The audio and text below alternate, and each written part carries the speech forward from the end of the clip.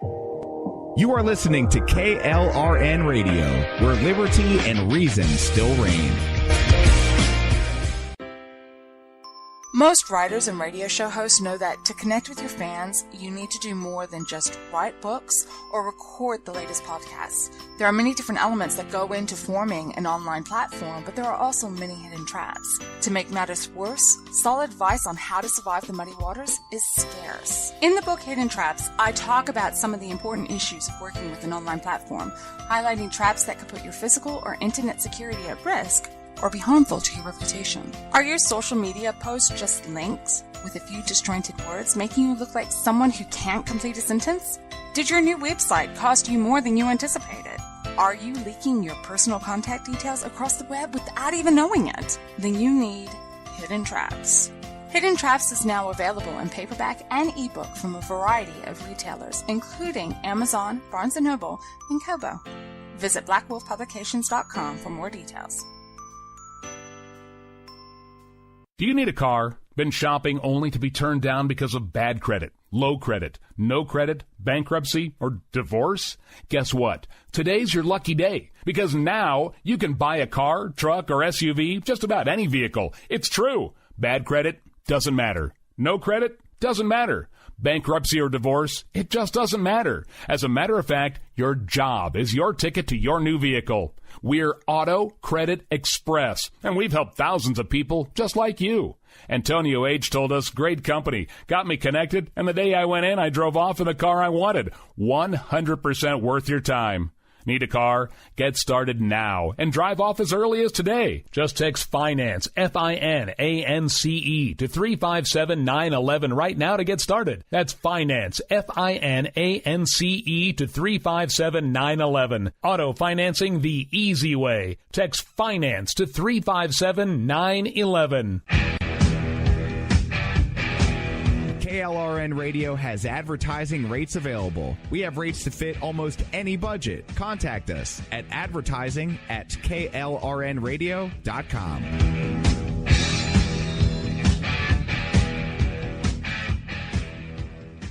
Everyone loves liberty. Our rights come from God, not the government. So why are you letting other people tell you what's best for your health care? Exercise your freedom with Liberty Health Share. Liberty Health Share is a community of people who voluntarily share one another's medical costs. Liberty Health Share is founded on the idea that most people truly want to help one another. Healthcare sharing allows members to do just that as a true community that supports one another in times of need. Liberty believes people should make decisions for themselves and their families. Members are able to take back the freedom to make their own decisions about their health care. Freedom from guilt or doubt about how your money is used. You have the freedom to direct your health care, not to be dictated to by bureaucrats. Stop letting others tell you what to do and join a community of like-minded people. Exercise your freedom. Join Liberty Health Share and take back the control of your health care while helping those around you. Call Liberty at 855-58-LIBERTY. Again, that's 855-58-LIBERTY for more information, or you can check them out at libertyhealthshare.org. Again, that's libertyhealthshare.org. My son was in the Army back during Desert Storm, but even then he wanted an MBA. He looked at a dozen schools, but only one offered the online education and flexibility he needed while he was in a tent in Iraq. Grantham University. Turns out that Grantham's been delivering affordable, relevant college and advanced degrees for over 65 years. Heck, if they can deliver a quality education to a soldier in a tent overseas, think about the flexibility Grantham can offer you so you can earn your degree too. It doesn't matter how complicated or full your life is. If getting a degree is on your bucket list, you'll want to do what my son did. You'll want to call Grantham. Find out how easy it is to get started on your education so you can check that college degree off your bucket list. Call Grantham right now, 800-910-1370. That's 800-910-1370. Flexible, affordable, relevant. Call 800-910-1370. At St. Jude, a family never sees a bill at all. It's like the world has been lifted off of your shoulders. St. Jude Children's Research Hospital. Finding cures. Saving children. Learn more at stjude.org. Sometimes writers feel lost, unsure why a passage may not be working. It takes another set of eyes to help us nurture our writing into full maturity. At Black Wolf Editorial Services, we strive to enable writers to develop and grow, offering manuscript critiques and line edits through a mentoring editorial style. We also offer assistance on generating a writer's bio for your websites. Black Wolf Editorial Services, nurturing your writing into maturity. For a full list of services, visit blackwolfeditorial.com. You're listening to the Spark Radio Network, internet radio like you've never heard before. Innovation, creativity, and imagination are all said to begin with a spark. So fasten your seatbelt and take the ride of your life and listen for the spark.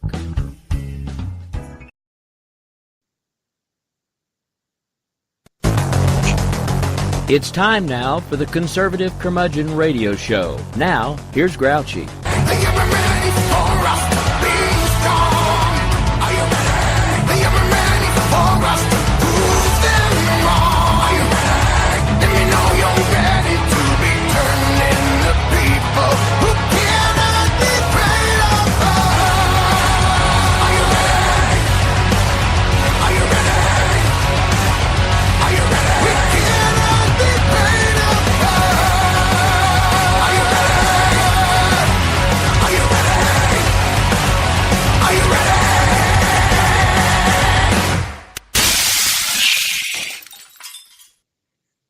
Good evening, everybody. Welcome in.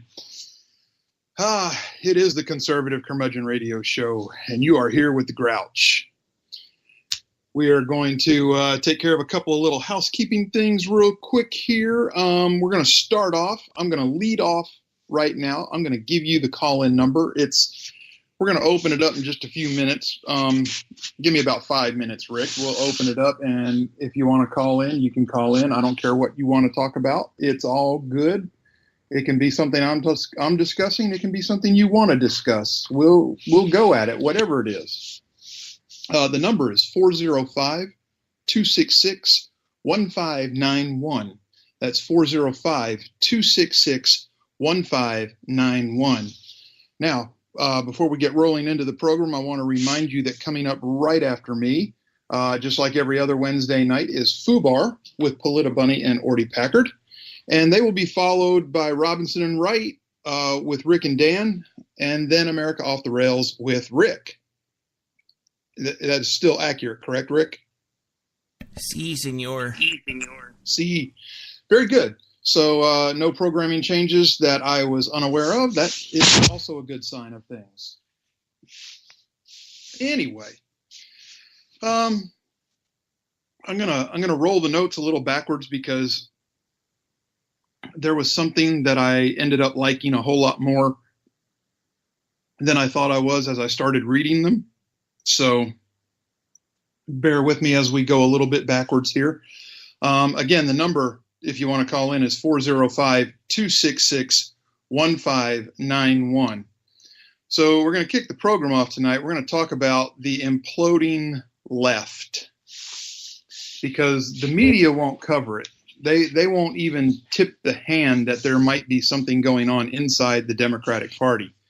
But when you have already 14 declared presidential candidates and you've got several more looking at jumping in, there's bound to be tension from the different factions.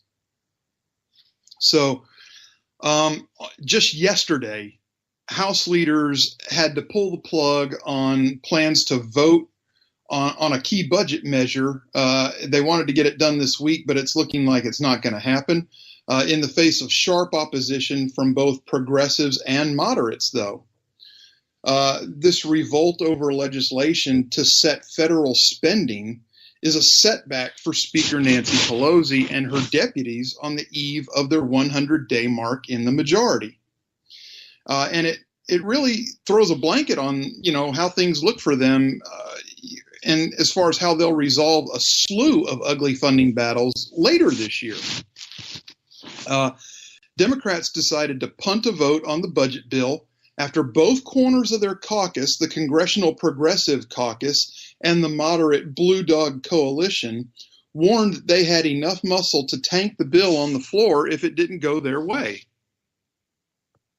I know this doesn't sound like a whole lot. The fact of the matter is, though, is how many times have you seen Democrats openly fight from within against each other? This is a budget bill. This is a spending measure, and Democrats can't come together on it. So leaders of the 90-member Progressive Caucus walked away from talks Tuesday elated, saying they'd proved their power within the House Democratic Caucus for the first time in the new majority.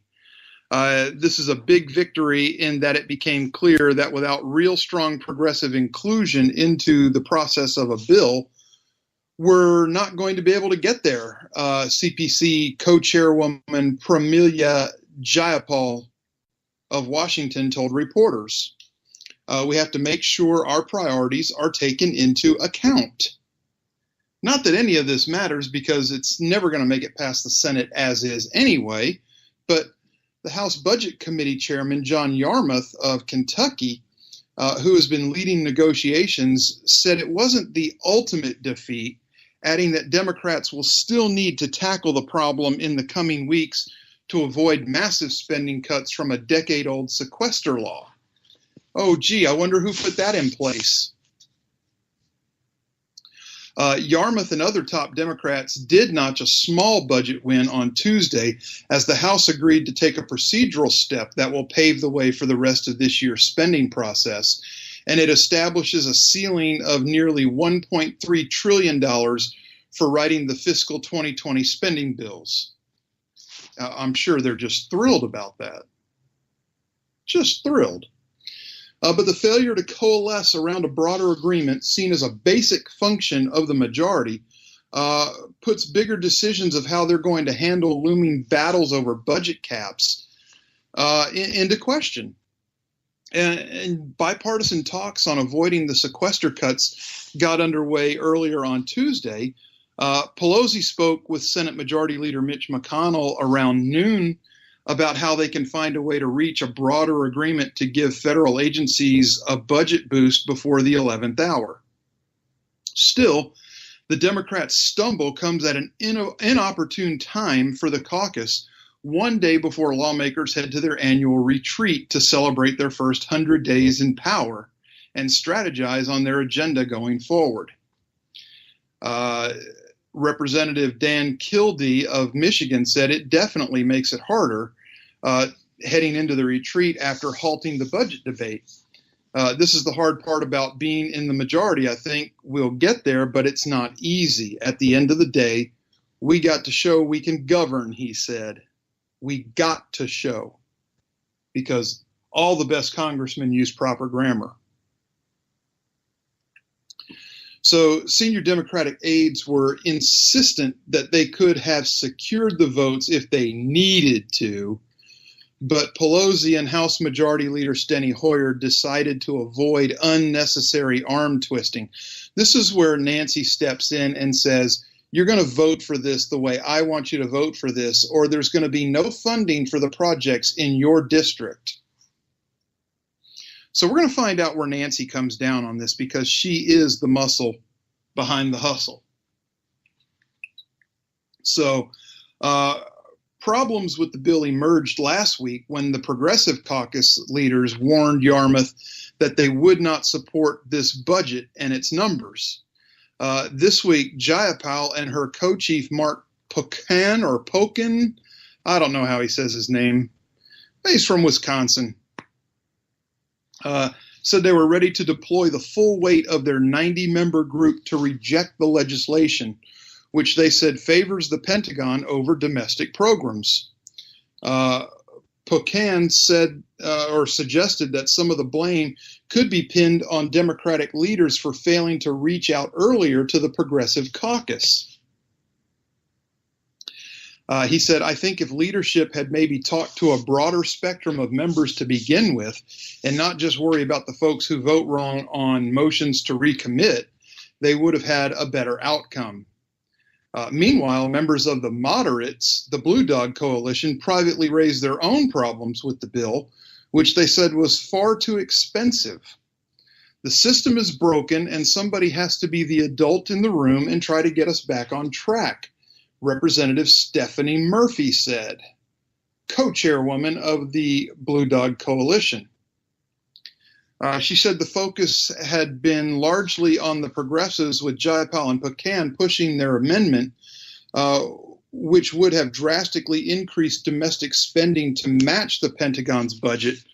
But that move, which cost an extra $66 billion over 2 years, would have lost dozens of Democratic fiscal hawks. I wasn't aware there was such a thing.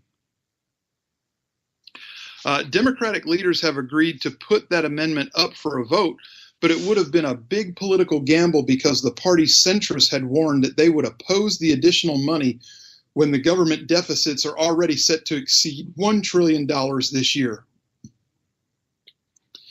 So the Blue Dogs and other fiscal hawks in the party argued that progressives should be the ones to help pass the bill because those votes won't hurt them back home. Many moderate, vulnerable incumbents, on the other hand, were already loath to vote for a bill that increases spending. Democratic leaders made a last-ditch attempt to sell the budget in a closed-door meeting Tuesday morning with House Appropriations Committee Chairwoman Nita Lowey, yeah, she's a real winner too, delivering some tough love to her colleagues. She said if Democrats can't pass a bill to set spending limits, they shouldn't be in the majority, she said. Well, that's true. According to multiple people in the room, such a setback would come after the caucus is likely to skip passing a formal budget this year. Here we go again, back to the Obama days where there's no budget. Hoyer acknowledged earlier on in Tuesday that they could yank the bill, but he also appeared to downplay the significance of Democrats' opening bid. Well, of course, they wouldn't want to sit there and tell you that they failed miserably. Unfortunately, the administration clearly is not very interested in coming to a responsible agreement on CAP, Hoyer said. Yeah, we know how that works. The 8 years prior to Trump, too. Not that that excuses Trump, but I'm just saying, a little hypocritical to point a finger at Trump. If we're going to get an agreement, we need an agreement between the House, the Senate, and the President, the Maryland Democrat added. That's the reality. And he's absolutely right about that. And he's not going to get that agreement with social program spending. So the House can pass it. It's never going to make it past the Senate. And even if it did make it past the Senate, it's going to eke past the Senate. And it won't have a 2/3 turnover rate if the president vetoes it. So this country, we're going to need our elected officials to put on their big boy and big girl pants and sit down and do what we hired them to do. And when I say hired, I mean elected. And that's the long and short of it. They have to get a budget done, and it needs to be a responsible budget. Don't get me wrong. Look, nobody in Washington, D.C. is overly concerned about $66 billion. Okay? They're not. They absolutely are not. I wish they were. But that's not how it works. Anyway, so we're gonna narrow our focus now a little bit. We covered the big budget move. This was an interesting story that I came across, and I really wanted to bring it. It's not a national story, but this goes to show you how some of these states that are hard blue states are really turning much more hard blue. So anyway, on Monday, the Minnesota House, their state house, passed a bill in a vote along party lines that would allow residents of the state convicted of a number of different felonies to work in social programs overseen by the Department of Human Services. So think about that. You're going to have convicted felons doing jobs that are overseen by the Department of Human Services. Now, I know what you're thinking already. We're going to get to it. Don't worry. A little background first. The bill, which is HF 2265, was authored by Representative Dave Pinto of St. Paul and passed out of the House in a 73-54 vote. Pinto's bill would require the Department of Human Services to consider granting a set-aside or variance for an individual who was disqualified for a crime or conduct listed under Section 245C.15, Subdivision 1, and if more than 20 years have passed since the individual was either sentenced or committed the crime.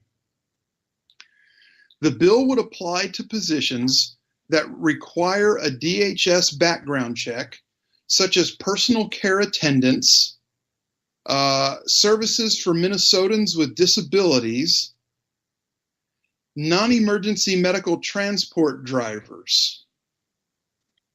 Now, I want you to think about that for a minute, because personal care attendants could be for the elderly. They could be for children. Minnesotans with disabilities could also be the elderly or little children. And non-emergency medical transport drivers. Okay, hang on a second, because we're about to, crimes listed under this waiver or variance: felony level stalking, drive-by shooting, malicious punishment of a child, solicitation of a child to engage in sexual conduct, murder of an unborn child in the first degree, kidnapping, domestic assault by strangulation, child abuse or neglect, spousal abuse, or domestic assault, or murder in the first, second, or third degree. All of these people will be eligible to receive a waiver to potentially care for children or the helpless elderly. Now look, I'm a fair-minded person, and I believe in people getting a second chance, okay? I do think that they have to earn that second chance. And I don't think that you earn it by just jumping out of the chute if you were a kidnapper and a child abuser and they're going to put children in a medical transport vehicle with you to drive from point A to point B. No.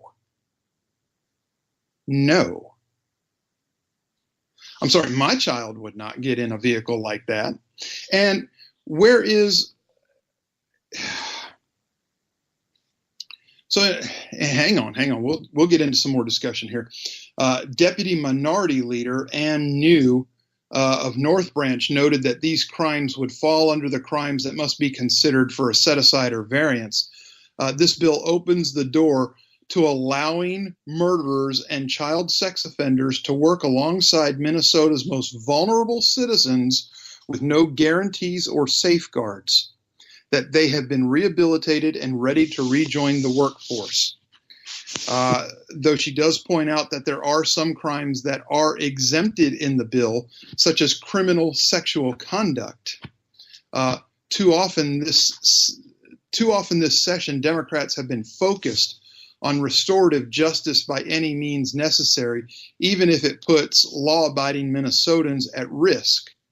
The bill will now head to the Senate for consideration, where it is sponsored by State Senator Richard Cohen, Democrat of St. Paul.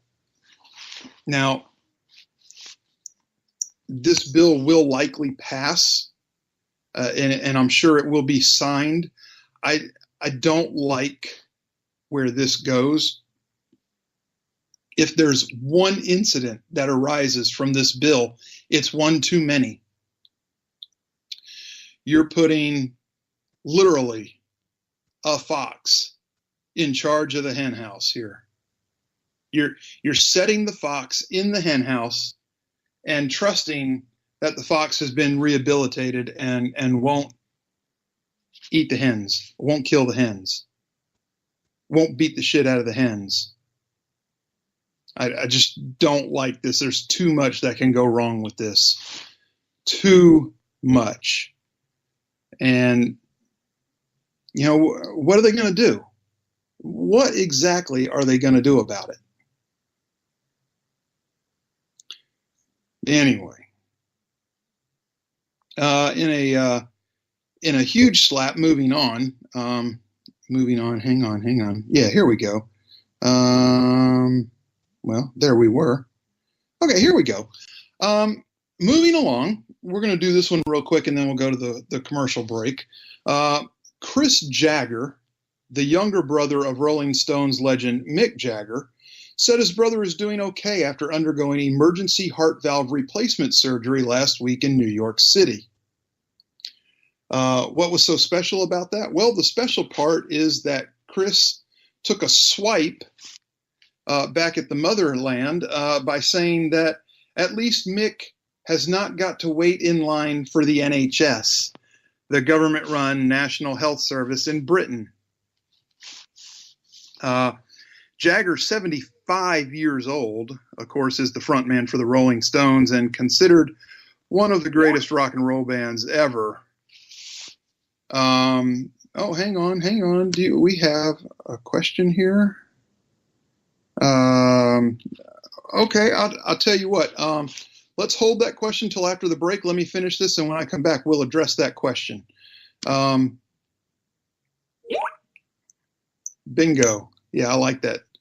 Okay, so anyway, Mick's recovering now. Over the weekend of March 30th, during a routine health exam as part of his band's insurance for a tour, doctors discovered the problem with Jagger's heart valves.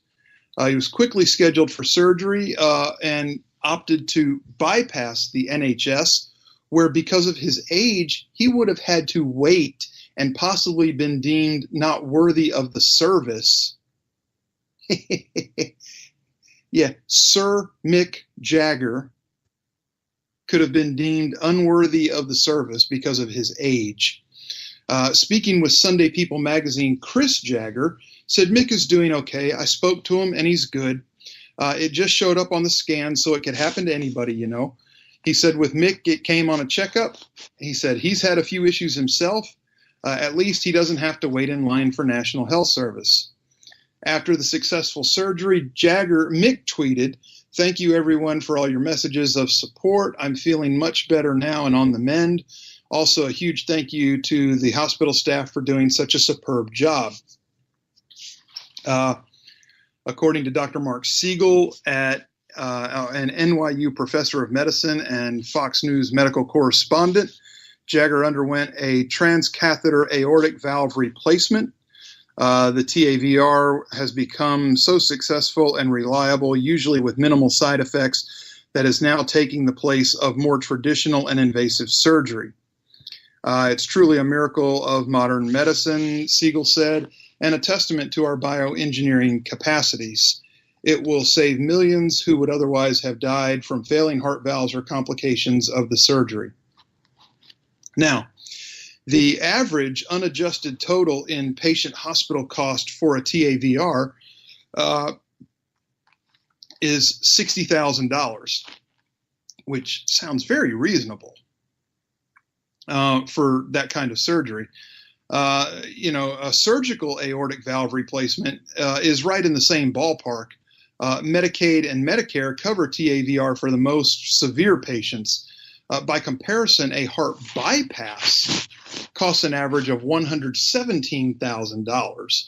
And that number's from the American Heart Association, and it can vary by your state. So that is not gospel. So we are at the bottom of the hour. When we come back, we got a question from the chat room we're going to address, and then we will press forward with the rest of the notes. So Rick's going to press the button, and we'll be back in about 3.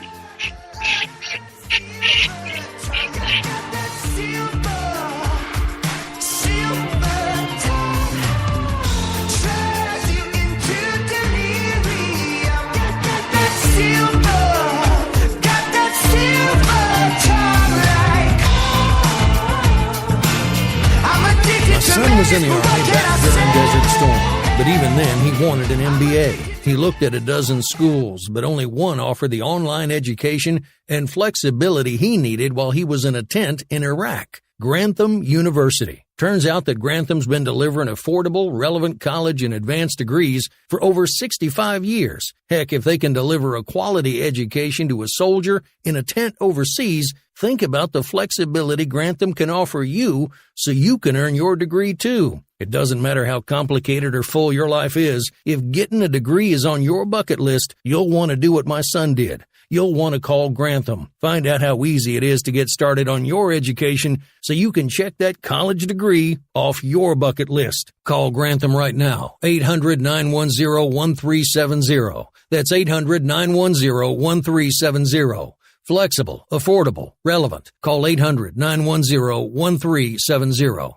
Tired of paying outrageous prices for Viagra? Well, we have great news for you. Now you can finally get Viagra at huge discounts. Healthy Man allows you to save up to $500 on Viagra. Why pay U.S. pharmacy prices of $15 per pill or more when you can get Viagra for less than $3 a pill? Call today and get 40 Viagra pills for only $99. This can cost as much as $600 at your local pharmacy. You can't afford not to call us. If you want Viagra at the lowest prices, never pay $15 a pill pharmacy prices again. Get Viagra for less than $3 a pill. Call 1-800-516-7602 today and save up to $500 and get 40 pills for just $99. Healthy Man is fast, easy, and affordable. Operators are waiting at 1-800-516-7602 to take your call right now. Call 1-800-516-7602. That's 1-800-516-7602. Again, 1-800-516-7602. Attention business owners and independent contractors. This is a money-saving message from Tax Mediation Services. If your business owes $20,000 or more in taxes, we can help you today, right now. Listen, dealing with the IRS is no picnic. It's an intimidating and extremely stressful process, and you don't want to go it alone. Our attorneys know every law, every tax break, and every possible opportunity to help you resolve and reduce your tax debt. And if you owe more than $20,000, you may be at the top of their hit list. So don't take your tax debt lightly, because it will not go away on its own. The IRS can seize your bank accounts, your home, and even shut down your business. Call our tax experts today at 1-800-783-0810 and let us deal with the IRS while you focus on your business. That's 1-800-783-0810. Again, that's 800-783-0810.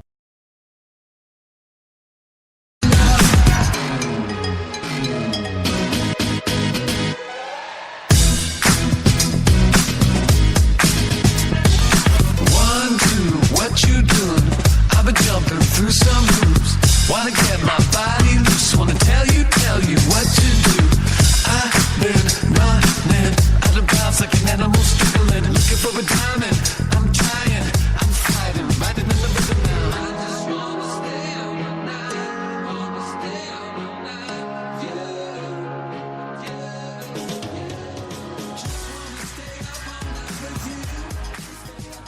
All right, welcome back. So, as I alluded to before the break, we have a question. It wasn't from the chat room. It is actually from Twitter. So we've got somebody listening while they're on Twitter. That's great. That's double duty right there. The question comes from Sharko Ramius at Red Febtober. And the question is, will there ever be serious immigration reform? The long and short of my answer is that it's going to depend. There will never be serious immigration reform as long as the House and Senate are split between parties. That will never happen because they will not see close enough eye to eye to get it done. I can see one party taking the White House, the House, and the Senate and getting some reform done. That could be reform in the right direction. That could be reform in the wrong direction. We have to understand when we say immigration reform that the two sides of the aisle have different ideas about what that reform should be.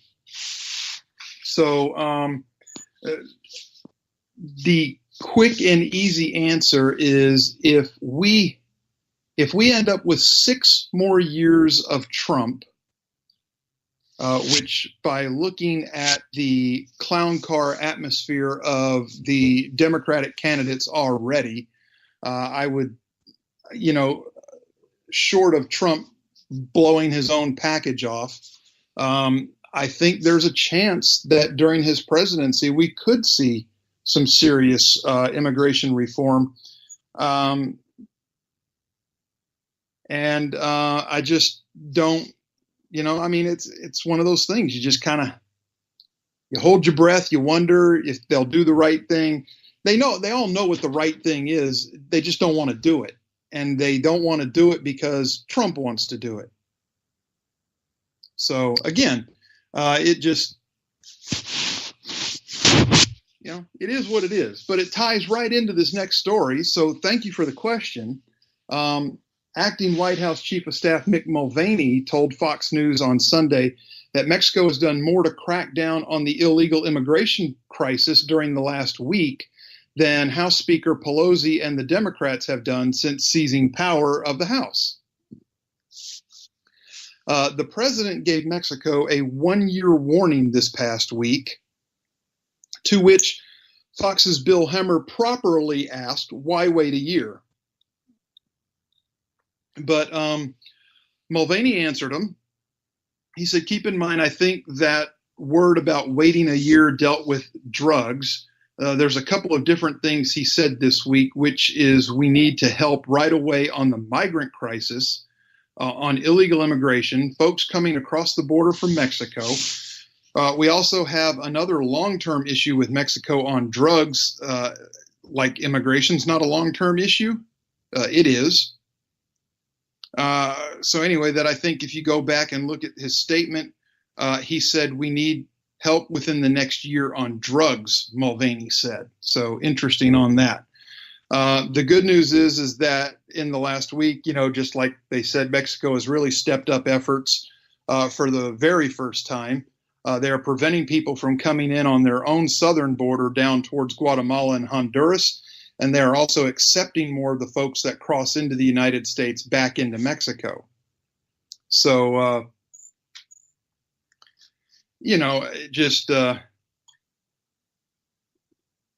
Mexico is a little worried right now, I think, maybe that they could wind up on a stiff end of some tariffs.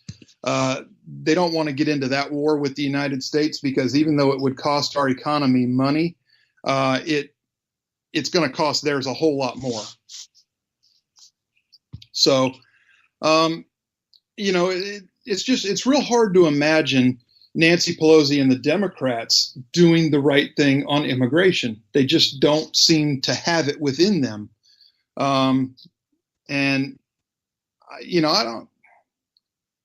It's funny because they were also gung-ho about a border wall when Obama was in office, but they never would pass the money for it. Of course, the money was passed under W, but even that money is inadequate for what has to be built now. And I think that we're getting the ball rolling. We're seeing new wall being erected. And we're going to see more of that. Trump's not going to stop on this. This was a central campaign issue for him.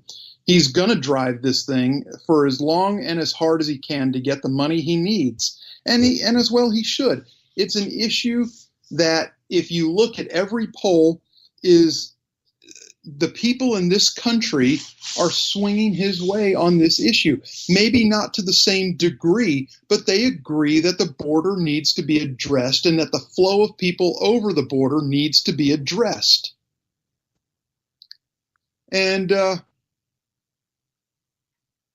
it just makes sense that eventually somebody's going to come to their senses and say, we have to fix this problem. Now, how long down the road is that? Who knows? What has to happen? Who knows? But it's got to happen sooner or later. And it just, well, whatever. Mulvaney, Trump, Pelosi, Mexico even, they're all involved in it. It's in everybody's court. They have to get this done. Here, I had a discussion with somebody, I think it was this morning or yesterday, on Twitter even. And it was like, Ocasio-Cortez was talking about how nice girl, but about as sharp as a sack of wet mice. Yes, that's correct. But she was talking about how climate change was responsible for their problems and why they were trying to migrate away from their country. And that's absolutely not true. The problem is that their semi-socialist governments have bankrupted their countries. There are no opportunities for people to make a fair living or a decent living, and that's why they're leaving. Now, if we follow the logic of Ocasio-Cortez's statements, the absolute, and I'm going to tip my hat to my friend, the Polyphone Pontiff Beaker, because this is his original idea. The proper thing to do, and I think Patriot Musket gets a hat tip for this too. It was kind of a confab thing.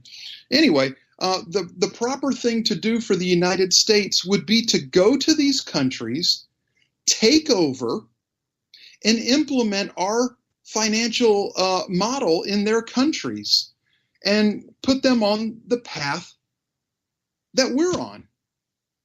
I mean, it's the humane thing to do. We'd be saving them. They could stay at home. They could make a good living. They could learn what it's like to earn and be treated, fairly and have a real marketplace instead of having monopolies and government running everything.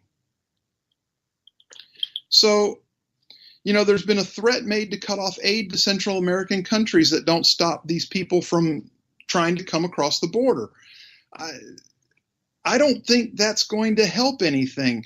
The government would literally have to turn force on people trying to leave to keep them there. I think it has to come at the border from the country they're trying to get into. They have to be turned back at the entry point and told no.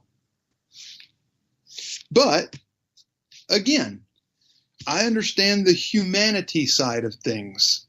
This is an issue that has to be resolved.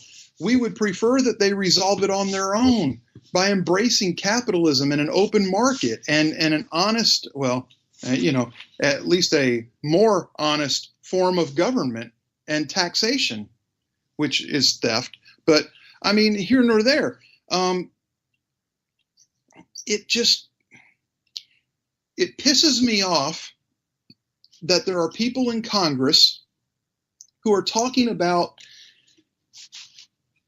immigrants coming here like it's a right. There is no right to immigrate to the United States. There is not. We have a right to our citizens to control immigration, to make sure that it's beneficial to our country. These are founding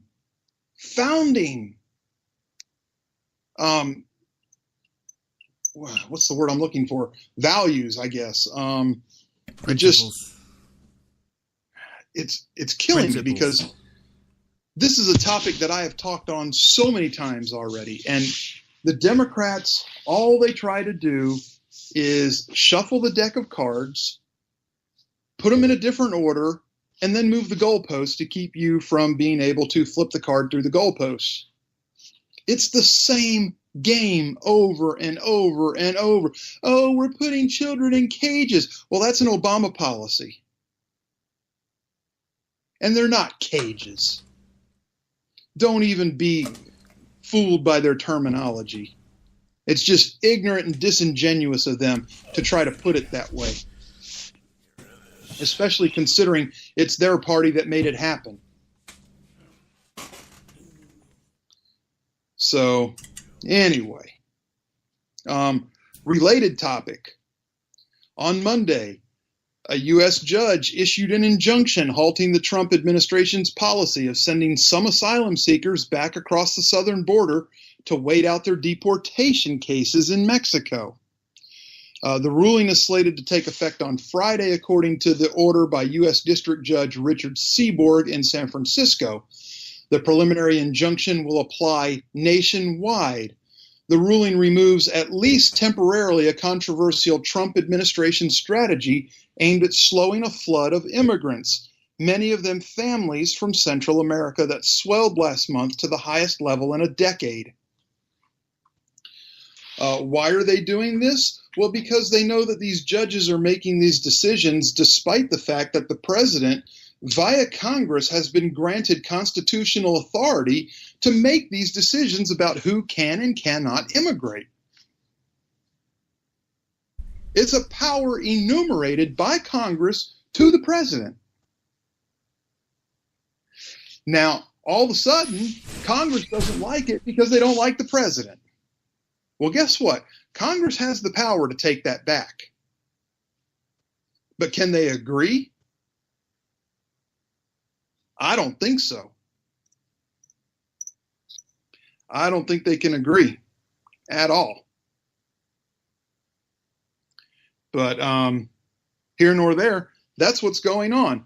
And the ruling removes that policy because of limits on how long children are legally allowed to be held in detention. Many of the families are released to await U.S. immigration court hearings, a process that can take a couple of years because of ballooning backlogs. So what these judges want are the families turned loose in the United States, which, again, this is not even open for debate. This is a constitutional power given to the president by Congress. This judge is way over the line in trying to issue an injunction, and I hope that it gets stricken down very quickly. So, let's see.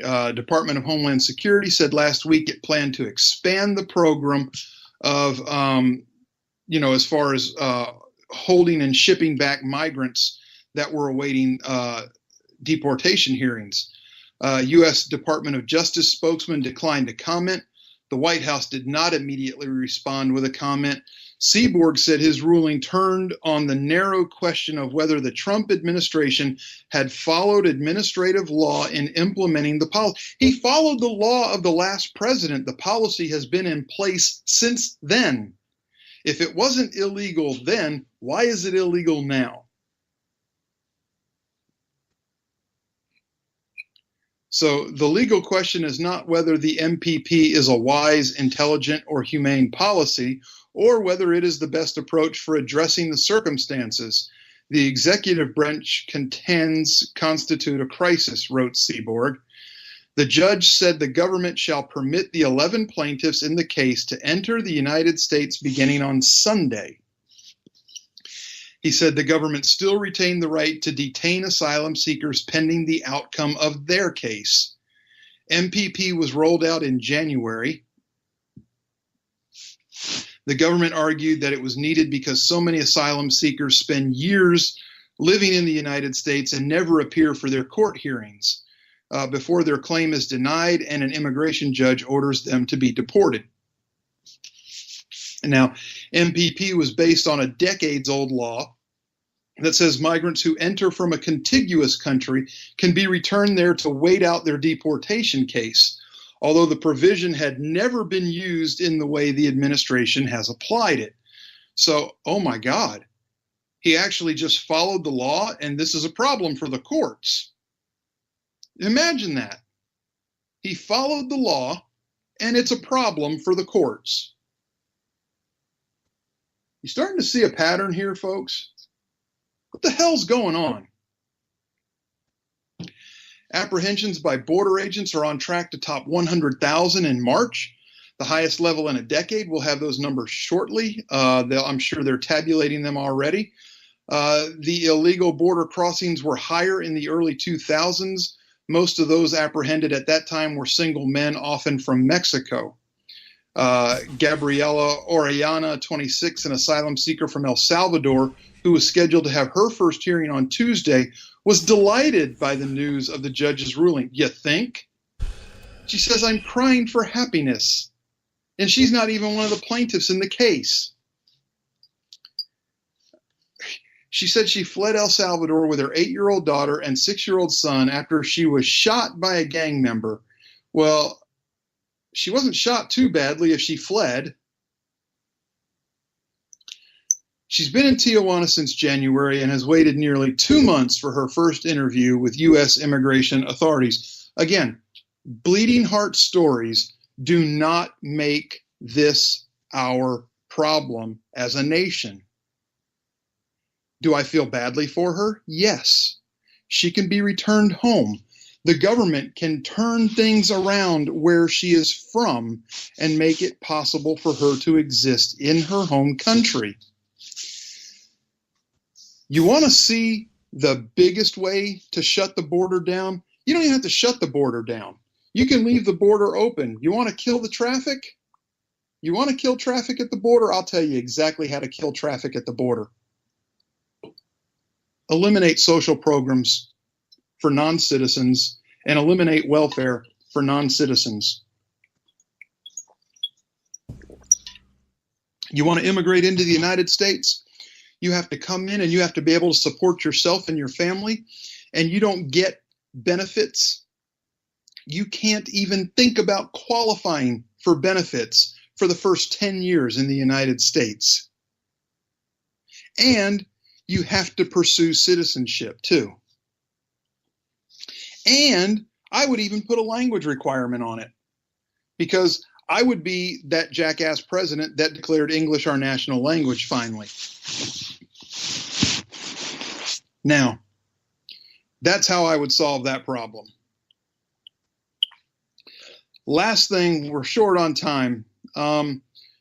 Attorney General William Barr is assembling a team to review controversial counterintelligence decisions made by the Justice Department and FBI officials. If you heard the testimony today, Attorney General Barr said he has reason to believe that improper surveillance of the Trump campaign took place and continued even after the election. Listen to that. Even after the election. If this is proven, it's treason. It's a coup trying to unseat a duly elected president from within the Justice Department, possibly.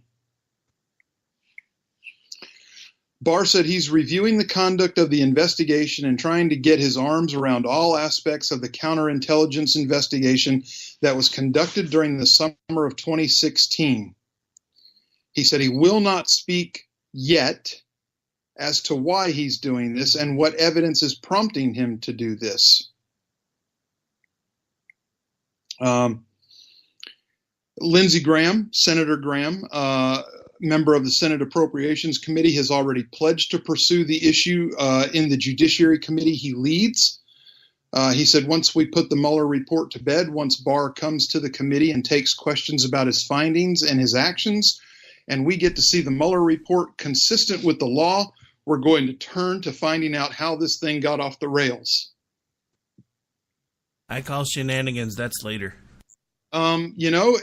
It's really going to come down to that. It's sad, but that's what it is.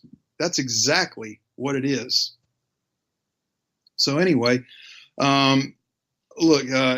he said on Tuesday that he plans to defer his questions about the Russia investigation until Barr appears before his judiciary panel on May 1st. Some Justice Department officials have argued that a review of the FBI is necessary based on a pattern of actions, including a criminal investigation that agents opened into former Attorney General Jeff Sessions in 2017 for misleading lawmakers about his contacts with Russians, when he was a senator advising Trump's campaign. The case against Sessions was eventually closed without charges. Why? Because there was nothing there. If you remember, we covered that. Sessions had already had previously scheduled meetings with Russian counterparts in conjunction with his job as a United States senator that had nothing to do with the campaign. These meetings were on the books before he became an advisor to the campaign and then later Attorney General.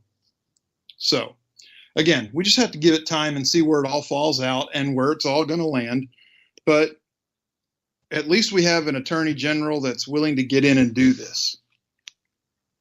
So anyway, that's the show tonight, folks. I appreciate you being with me. Again, coming up next is FUBAR with Polita Bunny and Orty Packard, followed by Robinson and Wright with Dan and Rick, or Rick and Dan, depending on how you do the letters.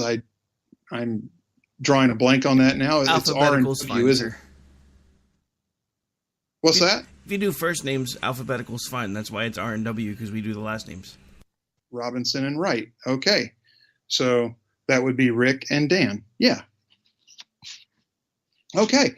So anyway, and then America Off the Rails is your nightcap tonight. So do yourself a favor. Stay right here. You got 3 more hours. They're going to pass so fast you're not going to know what hit you. But just remember this. If you like the show, tell your friends. If your friends like the show, you need new ones. But they and you are welcome with me every week right here on KLRN. Peace.